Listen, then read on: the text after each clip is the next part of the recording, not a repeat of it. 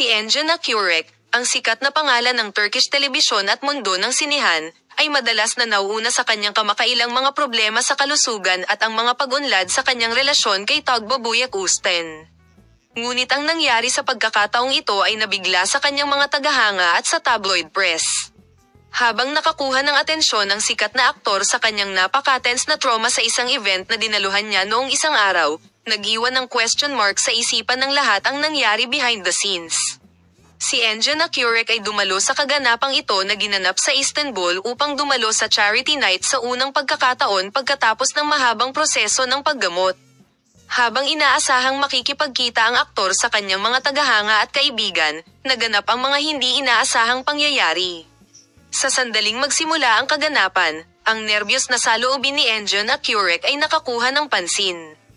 Ang aktor, na sa pangkalahatan ay kilala sa kanyang kalmado at taos-pusong paninindigan, ay madalas na nagsasalita sa telepono sa likod ng entablado at ang pagkahumaling na ekspresyon sa kanyang mukha ay nakaapekto sa kapaligiran ng gabi.